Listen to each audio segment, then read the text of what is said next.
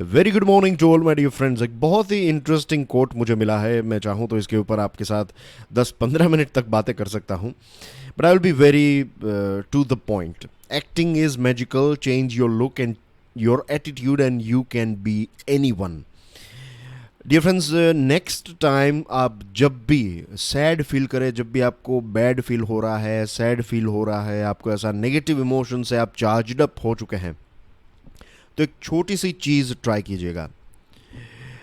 Carry ए fake smile. भले ही आपको अंदर से कितना भी दुख क्यों ना लग रहा हो, जस्ट स्माइल। 2-3 मिनट के लिए स्माइल को कैरी ऑन कीजिए। और हो सके, अगर पॉसिबल हो, तो फाइंड ए मिरर, या फिर आजकल तो स्मार्टफोन है हम सब के पास, तो what you can do is selfie camera on करके अपने आप को देखिए and give a smile to yourself and you will find this thing, this is very interesting. ये बहुत ही साइंटिफिक टेक्निक है। यू विल फाइंड कि आपका मूड जो है वो चेंज हो जाएगा। तो जब भी, when ever you feel, remember this trick. जब भी आपको सैड फील हो, डीमोटिवेशन फील हो, just carry a fake smile, और वो फेक स्माइल जो है वो थोड़े ही टाइम में एक रियल स्माइल बन जाएगी। आज 16 अक्टूबर 2021 है, दिन है सैटरडे। डियर फ्रेंड्स, आज हमारे टेबल के ऊपर दो बहुत ही इंपॉर्टेंट टॉपिक्स हैं।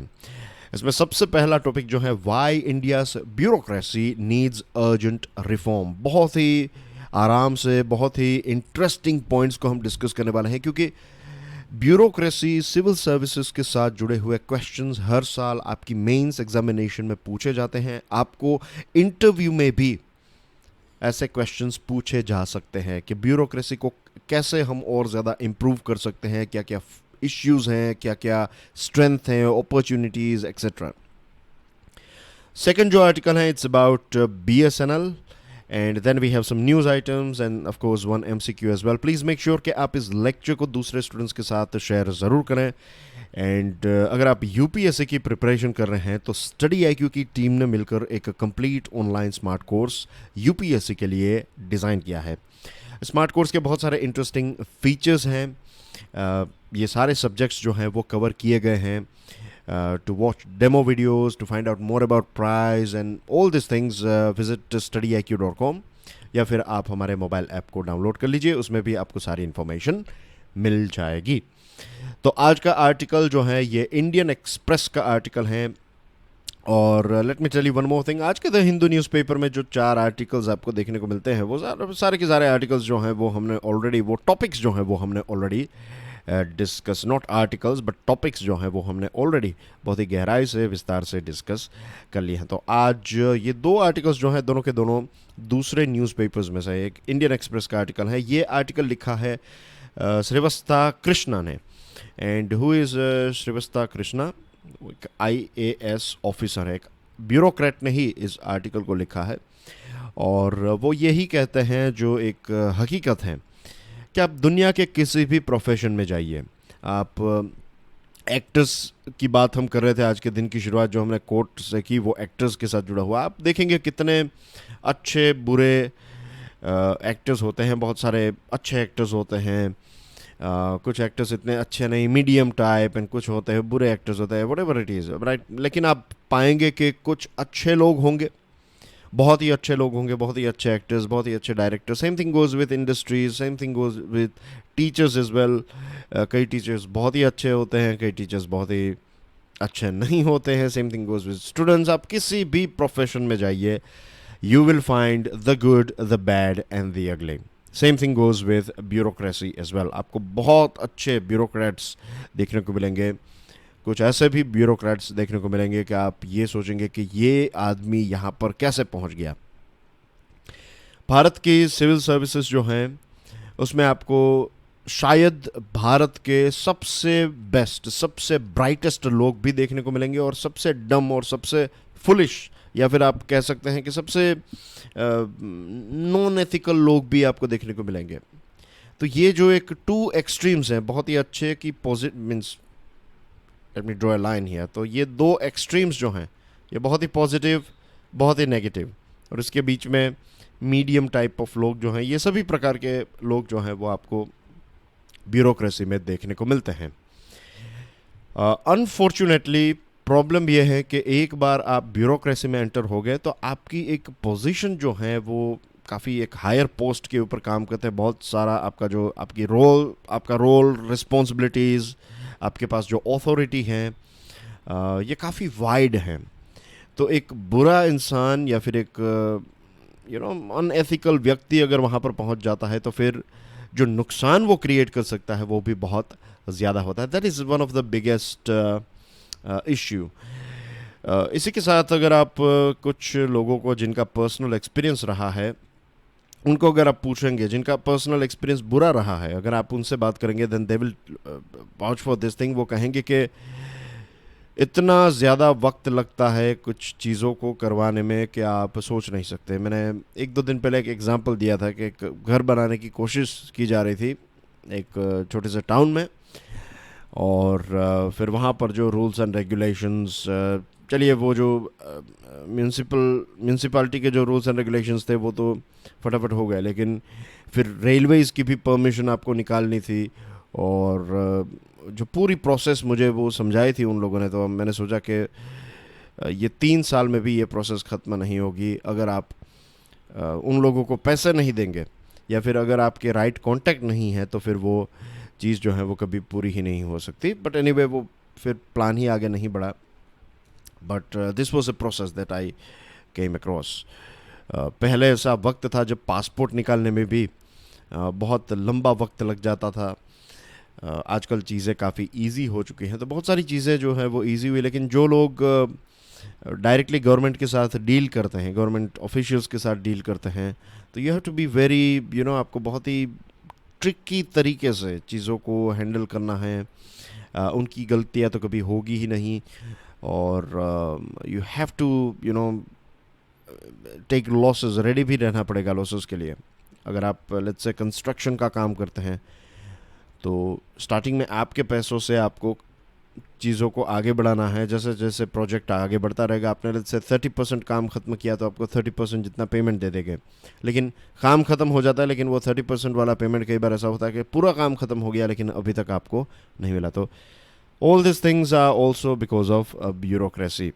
पिछले 75 ईयर्स में हमारे देश ने जो जो तरक्की की है थैंक्स टू ब्यूरोक्रेट्स, उसमें एक बहुत ही इम्पोर्टेंट रोल ब्यूरोक्रेट्स ने भी प्ले किया है, इसमें कोई डाउट है ही नहीं। और अभी तक जो चीज़ें यहाँ तक जब हम पहुँचे हैं आज़ादी, और आज़ादी के 75 ईयर्स तक अभी 2021 में जो हैं, तो भी नो कि पिछले कुछ सालों में बहुत बड़े बड़े चेंजेस जो हैं वो पूरी दुनिया में हुए हैं।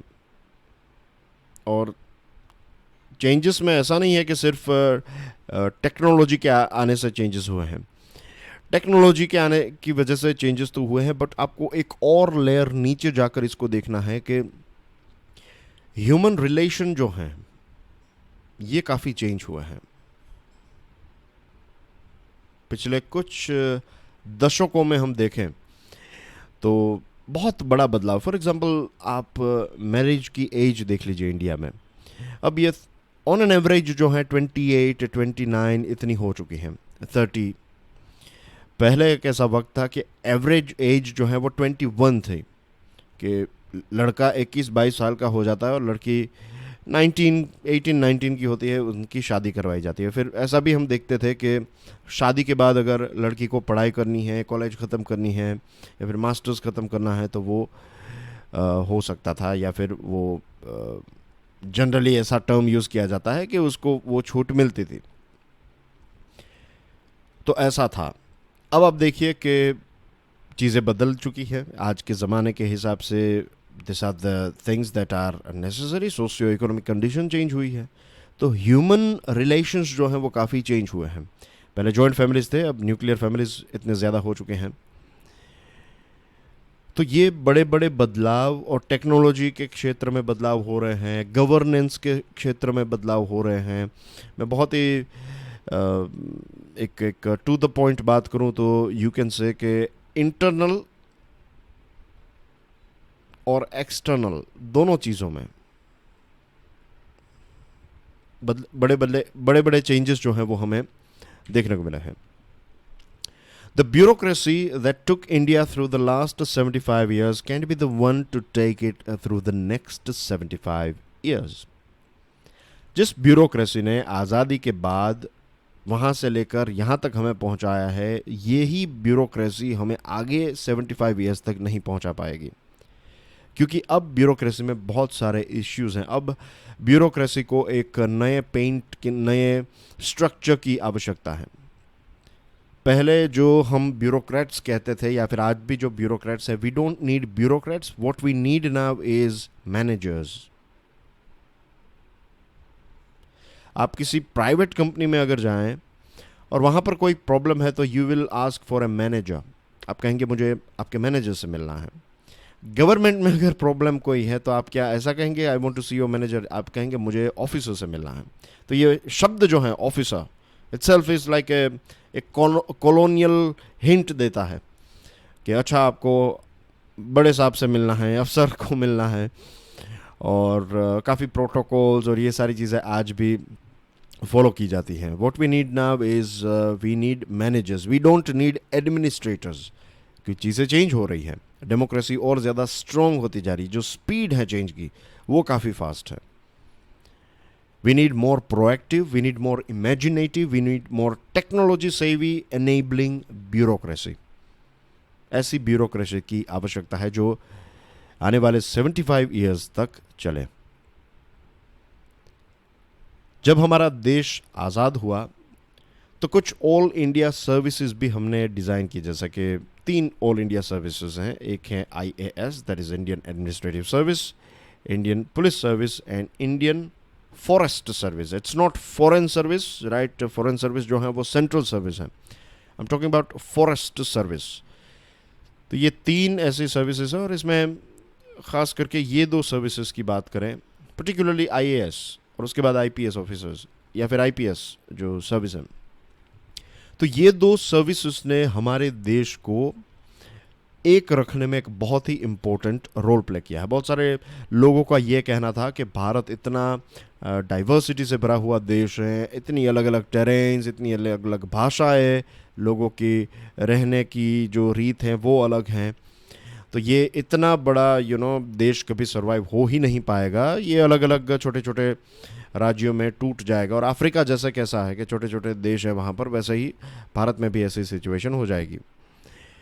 लेकिन ऐसा हुआ नहीं, because of course constitution and of course bureaucracy played a very very important role in making sure कि हमारा देश जो है वो एक रहे.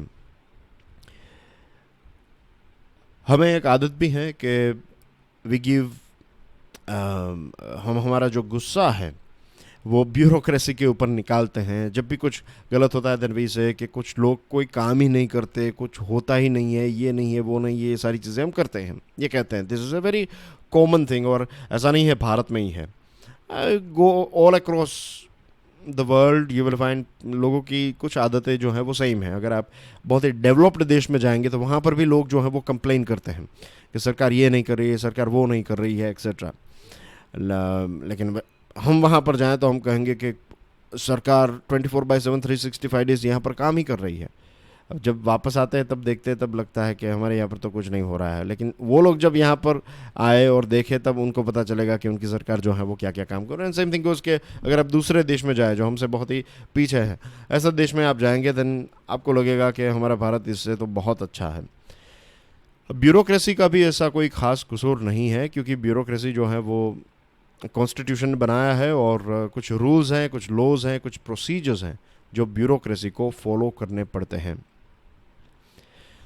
हमारे देश में कुछ 1500 से भी ज़्यादा ऐसे अभी भी कुछ ऐसे लॉज हैं, लेकिन thanks to the current government के जब प्राइम मिनिस्टर मोदी साहब जब फर्स्ट टेन्योर उनकी स्टार्ट हुई तब से लेकर आज तक कुछ 1500 जितने ऐसे जो पुराने अननेसेसरी रूल्स एंड रेगुलेशंस थे उनको हटाया गया. अभी भी इसको और ज़्यादा हटाने की आवश्यकता है और इसको और ज़्यादा रिफाइन बनाने की आवश्यकता है, क्योंकि ब्यूरोक्रेसी को जो रूल्स रेगुलेशंस फॉलो करने पड़ते हैं वो तो वो करेंगे ही, उसके बाहर जाकर वो कुछ नहीं कर पाते.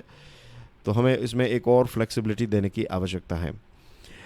As per estimates compiled by Institute of Conflict Management, the Government of India has about 364 government servants for every 1 lakh residents. 1 lakh residents के बीच में 364 गवर्नमेंट सर्वेंट्स होते हैं. इसमें सारे गवर्नमेंट सर्वेंट्स आ गए, राइट. ऐसा नहीं है कि वी आर टॉकिंग के 1 लाख के बीच में 365 IAS ऑफिसर्स हैं. नो, हियर टोटल जो गवर्नमेंट सर्वेंट्स है वो 1 लाख लोगों के बीच में 364, या फिर इनको मैनेज करने के लिए इनकी जो 1 लाख रेसिडेंट्स हैं उनकी फैसिलिटीज़ के लिए वी हैव 364 गवर्नमेंट सर्वेंट्स. उसमें से आप 60% जितने जो हैं वो ग्रुप सी के हैं, 30% जो हैं वो ग्रुप डी के हैं. बहुत ही कम ऐसे ऑफिसर्स हैं, बहुत ही कम जो हम कहते हैं हमारे जो पूरी सिस्टम है उसमें भीड़ जो टॉप जो खास करके इम्पोर्टेंट लीडरशिप की पोजीशंस की बात करें तो बहुत ही कम लोग वहाँ पर काम कर रहे हैं. तो अगर हम ये कहें कि ब्यूरोक्रेसी जो है उसमें बहुत सारे लोग एक साथ काम कर रहे हैं तो दैट इज़ फैक्चुअली इनकरेक्ट, क्योंकि ब्यूरोक्रेसी जो है वो ग्रॉसली अंडरस्टाफ्ड है. मैंने से bureaucracy I am talking about again top leaders, right. Main जो लीडर्स हैं तो उसमें बहुत शॉर्टेज है, तो एक व्यक्ति को बहुत सारे अलग अलग चार्जेस जो हैं वो संभालने पड़ते हैं. आप कभी देखिएगा कि कलेक्टर जो होते हैं तो कितनी सारी ऑर्गेनाइजेशन के वो हेड होते हैं, आप उनके लिस्ट को भी याद नहीं रख पाएंगे. उनको भी शायद ऐसा प्रॉब्लम होता होगा कि यार मैं इतने सारे ऑर्गेनाइजेशन का हेड हूँ.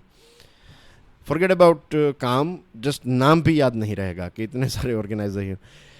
Further, faced with extensive judicial overreach, both justified and unjustified, reporting to an often rapacious, short-sighted political executive and a media ever ready to play the role of judge, jury and executioner, the bureaucracy has in large part found comfort in glorious inaction and ensuring audit-proof file work. Simple शब्दों में हमारे देश में ऐसे incidents भी हमें देखने को मिले हैं कि एक बहुत ही outstanding IAS officer, Pradeep Baijal उनका नाम था, नाम है इनफैक्ट, एंड प्रदीप बेजल साहब जो हैं वो बीमार थे. He was hospitalised. CBI ने उनके ऊपर एक केस फाइल किया था और वो हॉस्पिटल में थे और उनको हॉस्पिटल में से उठाकर फिर कोर्ट के सामने पेश किया गया. इवेंचुअली ये पता चला कि he is an outstanding officer, उनका कोई कसूर नहीं था ये. लेकिन जब ऐसे क्लीन ऑफिसर जो बहुत ही मेहनती हैं, जिनको देखते हैं जो role model type of IAS officers हैं या फिर IPS ऑफिसर हैं या फिर कोई भी ऑफिसर है, उनके साथ जब ऐसा होता है तो पूरी ब्यूरोक्रेसी जो है वो हिलडुल जाती है. बाकी के जो लोग देखिए, मैं यहाँ पर बहुत ही कुछ आपको प्रैक्टिकल एग्जांपल्स मुझे जो याद आ रहे हैं वो दे रहा हूँ आपको. इंदौर के एक ऑफिसर को मैं मिला था. आप कह सकते हैं he was number 2 as far as bureaucracy is concern in Indore, right. उनकी पोजीशन ये थी, बहुत ही पावरफुल पोजीशन के ऊपर थे. तो जब मैं उनको मिला और जब हमारी डिस्कशन हो रही थी सिविल सर्विस के बारे में, तब उन्होंने मुझे एक बहुत ही इंटरेस्टिंग बात बताई. उन्होंने ये कहा कि बहुत सारे लोग जो हैं, बहुत सारे ऑफिसर्स जो हैं, उनके अंदर सबसे बड़ी जो चीज़, सबसे बड़ा अभाव जो है एक चीज़ का, वो है हिम्मत का अभाव. वो रिस्क नहीं ले पाते, वो जो स्टैंड है वो नहीं ले पाते. बहुत ही अच्छे लोग हैं, उनको पता भी है कि जो चीज़ें हो रही है वो गलत है ये सारे, but they don't have that courage to take a stand. और जब ऐसे इंसिडेंट्स होते हैं तो बहुत सारे जो इन जनरल एक मैसेज चला जाता है कि अगर आप इस पार्टी के खिलाफ, अगर आप इस सरकार के खिलाफ, अगर आप इसके खिलाफ, जिसके खिलाफ भी हैं, अगर आपने कुछ किया तो फिर आपके ऊपर केसेस फाइल हो जाएंगे. आप जो हैं, आपका परिवार और सारी चीज़ें डिस्टर्ब हो जाएगी, आपको कोर्ट के चक्कर लगाने पड़ेंगे. और कई ऑफिसर्स के साथ तो बेचारों के साथ ऐसा हुआ है कि वो रिटायर हो गए, सारी चीज़ें ख़त्म हो गई. रिटायरमेंट के बाद उनको वापस बुलाया गया कि भाई आपके ऊपर तो केस चल रहा है, आज से 20-25 साल पहले आपने जो एक डिसीजन लिया था, तो ये डिसीजन आपने क्यों लिया, हमें लगता है कि ये करप्शन है. और फिर केस चलेगा और फिर वो लास्ट 20 ईयर्स जो होते हैं उसके जीवन के, वो इस केस के चक्कर में चले जाते हैं.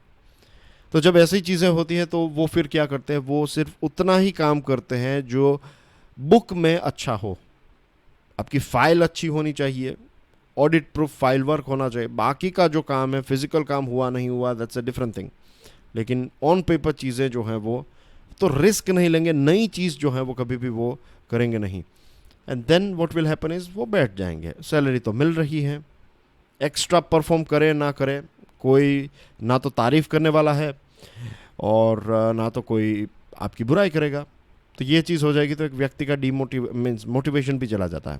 How to increase the officers willingness to take decision, ये एक बहुत ही इंपॉर्टेंट प्रश्न है जो आपको इंटरव्यू या फिर मेंस एग्जामिनेशन में पूछा जा सकता है कि विलिंगनेस कैसे, आप क्या करेंगे अगर आप एक जगह पर कलेक्टर बनाकर आपको भेजा जाता है और आप देखते हैं कि दूसरे जो ऑफिसर्स हैं वो अच्छे लोग हैं लेकिन वो डिसीजन लेने के लिए तैयार नहीं है, वो काम करने के लिए तैयार नहीं है, वो आलसी भी नहीं है, लेकिन उनको ये डर है कि अगर वो कुछ काम करेंगे तो उनके ऊपर एक्शंस ली जाएगी। तो what are the changes that you will recommend to the government कि ये चेंजेस कर दीजिए तो ऑफिसर्स काम करने लगेंगे। तो ऐसा एक सॉल्यूशन ये है to legally prevent enforcement agencies from taking punitive action like arrest for purely economic decisions without any direct evidence of kickbacks. अगर करप्शन का कोई प्रॉपर एविडेंस नहीं है तो फिर सीबीआई या फिर जो भी अलग अलग एजेंसीज हैं वो ऐसे ऑफिसर्स को हैरेस ना कर पाए, ऐसे लोगों को अरेस्ट ना कर पाए, ऐसे कुछ पावर्स जो हैं, ऐसे कुछ एक्शंस हमें लेने पड़ेंगे, ऐसा कुछ प्रोटेक्शन प्रोवाइड करना पड़ेगा। अगर कुछ लेट्स से ऐसा लगता है कि कुछ गलत हुआ है तो एक कमिटी ऑफ एक्सपर्ट्स होनी चाहिए जिनके पास इस कमिटी में कॉमर्शियल मामलों में एक्सपीरियंस्ड लोग जो हैं वो इस कमेटी के पार्ट होने चाहिए और वो तय करेंगे, वो देखेंगे चीज़ों को और देखेंगे कि क्या करप्शन हुआ है या फिर डिसीजन जो है वो अच्छे इंटेंशन से डिसीजन लिया था लेकिन प्रैक्टिकल इम्प्लीमेंटेशन उसका गलत हुआ। तो ऐसी सिचुएशन में you have to let it go. क्या आपको मीन्स ऐसा नहीं है कि उसका डिसीजन गलत हुआ तो फिर आप उनको सजा देंगे, नहीं, दैट्स फाइन, करप्शन नहीं किया, दैट्स तब तक एवरीथिंग इज़ फाइन। उनको ये कॉन्फिडेंस आना चाहिए। हमारे देश में बहुत सारे ऐसे प्रोजेक्ट चल रहे जैसे कि भारत नेट प्रोजेक्ट, फिर बैंक के तो बहुत बार हमने एनपीए और बहुत सारी चीज़ें डिस्कस की है। पावर सेक्टर के जो इश्यूज़ हैं, स्पेस प्राइवेटाइजेशन अब जाकर हमने किया है हमारे देश में। स्पेस में तो हम कितने एक लंबे समय से आगे थे, मोबाइल फ़ोन और सारी चीज़ों में प्राइवेट कंपनीज आ गई, स्पेस में अब धीरे धीरे कंपनीज आ रही हैं। तो ये सारी चीज़ें आगे बढ़ रही हैं लेकिन उसकी जो स्पीड होनी चाहिए वो स्पीड नहीं है। One of the reason is bureaucracy. अगर आपको बैंक को रिकैपिटलाइज करना है, नए क्रेडिट इंस्टीट्यूशंस तैयार करने हैं, रिन्यूएबल सेक्टर में आगे बढ़ना है, electric vehicles, climate change, global trade negotiations, information technology, तो यहाँ पर ब्यूरोक्रेट्स नहीं, what we need is more proper professionals के हवाले कर दीजिए चीज़ों को कि इलेक्ट्रिक व्हीकल्स हैं, then hire a person who is professional who has experience in this field and let her run this electric vehicle projects in India. इसमें आप ब्यूरोक्रेसी के चक्कर में मीन्स आज के ज़माने को ध्यान में रखते हुए यही ऐसे कुछ रेडिकल स्टेप्स हमें उठाने पड़ेंगे। लेटरल एंट्री कि सिर्फ यूपीएससी क्लियर की है और आपने ट्रेनिंग ली और फिर आप एक यंग एज से लग गए तभी आप आईएएस का काम कर सकेंगे, ऐसा नहीं है। लेटरल एंट्री भी होती है कि कई अलग अलग क्षेत्र में एक्सपीरियंस लोग जो हैं उनको ऑन बोर्ड लाया जाता है। तो प्राइवेट सेक्टर और गवर्नमेंट सेक्टर दोनों की जो स्ट्रेंथ है वो एक दूसरे के साथ मिल सकती है और काम जो है वो अच्छा किया जा सकता है। फिर इंटरव्यू जो होपफुली आप इंटरव्यू देंगे सिविल सर्विसेज का, चाहे वो स्टेट लेवल का हो चाहे वो यूपीएससी का हो। मैं आपके लिए एक बात बता दूं, कई लोगों के अंदर ये घबराहट होती है और ये अफवाहें भी होती हैं कि वहाँ पर बैठे हुए लोग जो हैं वो त्रिकाल ज्ञानी है, वो आपको देखकर पता चल जाता है उनको कि आप अच्छे बुरे क्या सोच रहे हैं, ये वो। ऐसा नहीं है दोस्तों, ऑल मिथ, वो भी ह्यूमन बींग्स ही हैं। और यही जो हाफ एन आवर इंटरव्यू की सिस्टम है इसकी वजह से बहुत सारे गलत लोग भी सिलेक्ट हो जाते हैं, राइट। बहुत सारे गलत लोग जो हैं वो सिलेक्ट हो जाते हैं। तो इसमें भी एक बदलाव की आवश्यकता है। ऐसा कुछ होना चाहिए कि एक लंबा वक्त जो है, वैसे लंबा वक्त आई मीन टू से 1 वीक या फिर 10 दिन की एक प्रोसेस हो जिसमें एक व्यक्ति को अलग अलग सिचुएशन में टेस्ट किया जाए और फिर उस व्यक्ति को हायर, तो एरर के चांसेस जो हैं वो बहुत ही कम हो जाएंगे। हर साल एक रिव्यू होना चाहिए, और 15 सालों के बाद तो एक थरो अप्रेजल होना चाहिए, एक प्रॉपर अप्रेजल। 15 सालों में आपने क्या परफॉर्म किया, क्या नहीं किया। आई वुड से 15 साल is a very long term. हर एक साल अप्रेजल्स, हर 3 साल में एक थरो अप्रेजल, और 15 साल में भी एक अप्रेजल होना चाहिए। अगर 15 साल के बाद ये देखा जाता है कि आपकी एवरेज जो है बहुत ही कम रही है, तो फिर ऐसे व्यक्ति को टाटा बाय बाय, सिस्टम के बाहर। आप अगर आपने परफॉर्म नहीं किया then that's it, you are done. आप कुछ दूसरा ढूंढ लीजिए। आपको थोड़े बहुत पे एंड पर्क्स मिल सकते हैं, क्या आने वाले 2-3 सालों के लिए आपको सपोर्ट मिलेगा। ये 2-3 सालों के अंदर आपको फिर सेट हो जाना है कहीं पर भी। आप फिर कोई भी दुकान खोले, जो भी करे, वो आपके ऊपर है। तो ऐसा हायर एंड फायर जैसे सिस्टम भी हमें आज नहीं तो कल, remember we are not talking about today's bureaucracy, मैं आने वाले 75 ईयर्स की ब्यूरोक्रेसी में बात कर रहा हूँ कि कैसी होनी चाहिए। Bharat 600 billion worth of goods and services जो हैं वो प्रोक्योर करता है हर साल। तो क्या हम ये सारे पेमेंट्स इलेक्ट्रॉनिक नहीं कर सकते? अगर हम 90 बिलियन के जो यूटिलिटी बिल्स हैं उसको यूपीआई ट्रांजैक्शंस अगर हम 6 ट्रिलियन रुपीस के कर सकते हैं, तो क्या हम 90 बिलियन के यूटिलिटी बिल्स को ऑनलाइन नहीं कर सकते? और जितने भी ऐसे टच पॉइंट है गवर्नमेंट, सिटीजन्स और बिजनेसेस के एक दूसरे के साथ, क्या ये सारे के सारे जो हैं वो टेक्नोलॉजी के माध्यम से ऑटोमेटिक हम नहीं कर सकते? Of course we can do it. अगर हमें $5 ट्रिलियन इकोनॉमी बनना है या फिर दुनिया की नंबर 1 इकोनॉमी बनना है, तो हमें मॉडर्न, प्रोग्रेसिव और रिजल्ट ओरिएंटेड ब्यूरोक्रेसी चाहिए। अमेरिका में और दूसरे देशों में आप देखेंगे वहाँ पर हायर एंड फायर हो जाते हैं। अगर आप परफॉर्म नहीं करेंगे then you are out of system. तो we need this sort of changes कि आप एक बार सिलेक्ट हो गए और फिर काम करे ना करे आपको सैलरी मिलती जाएगी, ऐसी चीज़ अब एक्सेप्टेबल नहीं है। और ऑफ कोर्स बहुत सारे ऐसे 25-30% जितने ऐसे भी सिविल सर्वेंट्स हैं जो आज भी एक्सेप्शनल आउटस्टैंडिंग काम जो है वो कर रहे हैं, और उनकी वजह से ही बहुत सारी चीज़ें जो हैं वो चल रही हैं। तो आज हमने बहुत ही गहराई से बहुत सारे पॉइंट्स जो हैं वो डिस्कस किए हैं। आई एम श्योर कि जो सिंसियर स्टूडेंट्स हैं उनको ये पॉइंट्स काफ़ी इंटरेस्टिंग लगे होंगे, क्योंकि इसमें बहुत सारी प्रैक्टिकल चीज़ों के साथ, मीन्स प्रैक्टिकल वर्ल्ड के साथ जुड़ी हुई बातें हमने डिस्कस की हैं। आई एम श्योर आपके भी कुछ ऐसे एक्सपीरियंसेस होंगे।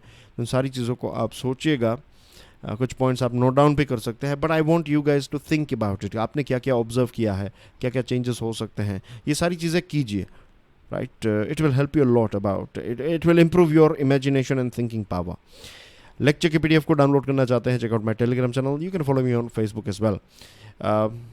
सेकंड आर्टिकल जो है ये एयर इंडिया के साथ जुड़ा हुआ है। ये मेरा नाम यहाँ पर क्यों लिखा हुआ है I don't know, I will change it. Okay, ये आर्टिकल जो है इसका नाम है time to do an Air India to BSNL, and ये इकोनॉमिक टाइम्स का आर्टिकल है। ओके, तो let's start with it now. Air India to BSNL यानी कि जो एयर इंडिया को बेचा गया, राइट, इसका डिसइन्वेस्टमेंट हो गया। We should do the same thing with BSNL as well, लेकिन उससे पहले we can merge this BSNL and MTNL।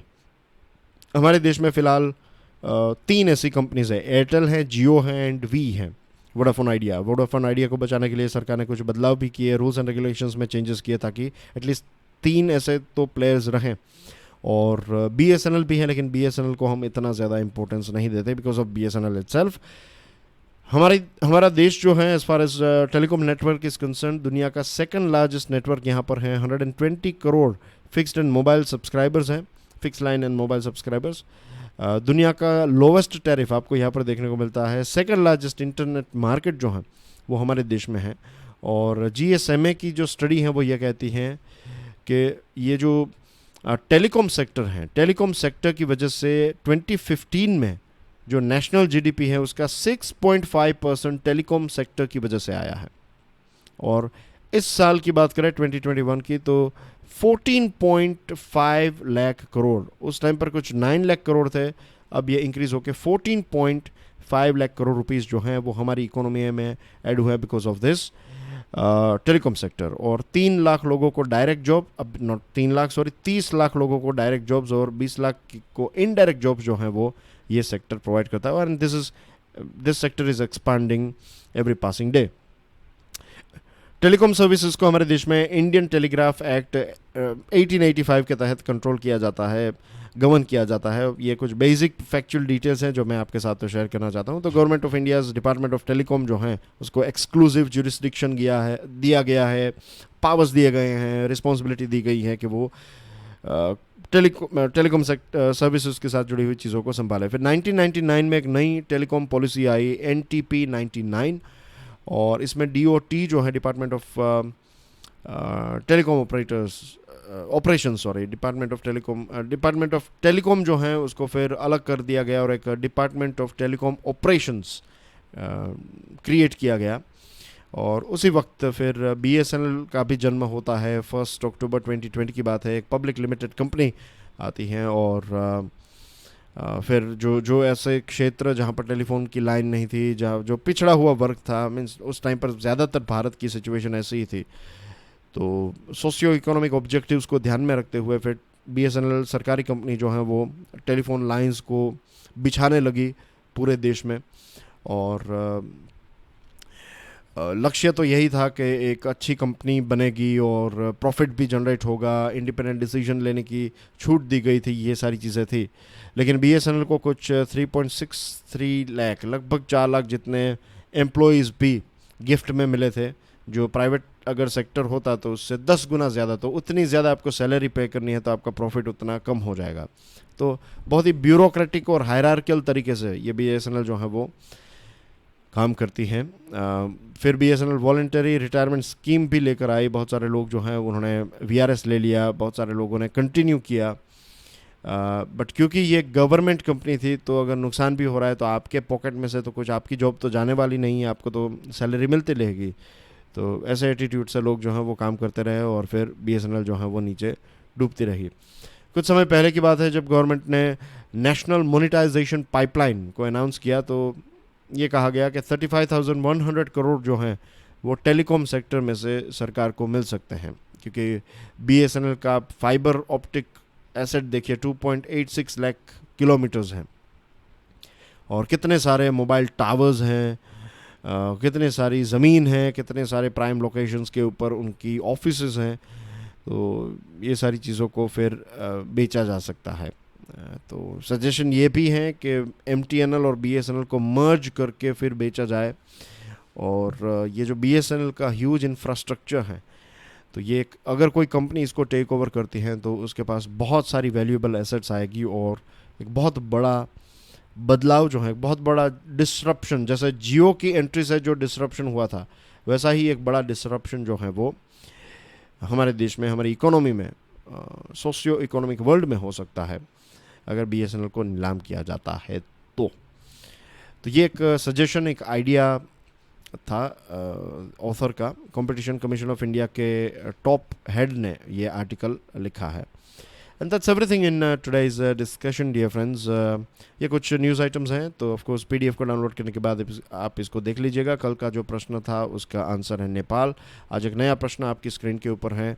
आज सैटरडे है तो लेट मी रिमाइंड यू कि कल है संडे ऑफ कोर्स, और संडेज को द हिंदू एनालिसिस का लेक्चर नहीं होता है, छुट्टी होती है। तो I will see you directly on Monday 8 AM now. Till then enjoy your studies. God bless you all. Jai Hind.